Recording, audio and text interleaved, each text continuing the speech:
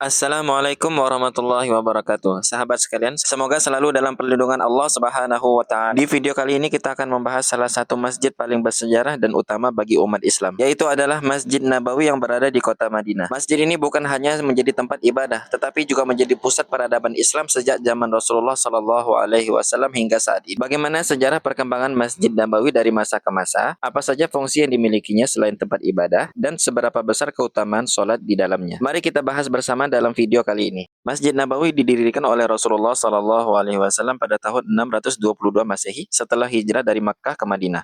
Awalnya, masjid ini dibangun di atas lahan milik dua anak yatim yang kemudian dibeli oleh Rasulullah Shallallahu alaihi wasallam. Struktur awalnya sangat sederhana, dinding hanya dari batu bata tanah liat, atap dari pelepah kurma, tiang dari batang pohon kurma, lantai hanya berupa tanah. Meskipun sederhana, Masjid Nabawi menjadi pusat kegiatan umat Islam, mulai dari ibadah hingga pemerintahan. Pada masa kekhalifahan Umar bin Khattab radhiyallahu anhu, masjid ini diperluas untuk menampung lebih banyak jamaah dan material bangunannya mulai diperbaiki. Kemudian, pada masa kekhalifahan Utsman bin Affan radhiyallahu anhu, masjid diperbesar lagi dengan menggunakan bahan yang lebih kokoh, seperti batu ukir dan kayu berkualitas. Selama berabad-abad, Masjid Nabawi mengalami banyak renovasi dan perluasan oleh berbagai pemimpin Islam, termasuk dinasti Umayyah yang memperindah arsitektur dan menambahkan elemen dekoratif. Dinasti Abbasiyah yang memperluas area masjid dan memperkuat strukturnya. Kesultanan Ottoman yang menambahkan kubah hijau di atas makam Rasulullah Shallallahu alaihi wasallam pada abad ke-13. Pada abad ke-20, kerajaan Arab Saudi melakukan renovasi besar-besaran untuk memperluas Masjid Nabawi, termasuk menambahkan payung otomatis di halaman masjid dan meningkatkan kapasitasnya hingga mampu menampung lebih dari 1 juta jamaah. Sejak awal, Masjid Nabawi bukan hanya sekedar tempat sholat, tetapi juga memiliki berbagai fungsi. Rasulullah Shallallahu alaihi wasallam menjadikan Masjid Nabawi sebagai tempat musyawarah, pengambilan keputusan, dan diplomasi dengan suku-suku lain. Masjid Nabawi juga menjadi tempat belajar bagi para sahabat. Rasulullah Shallallahu alaihi wasallam sering mengajarkan Al-Quran, hukum Islam, dan ilmu-ilmu lainnya di dalamnya. Di dalam Masjid Nabawi juga terdapat Ashabus Suffah, yaitu bagian khusus bagi para sahabat yang tidak memiliki tempat tinggal. Saat terjadi peperangan,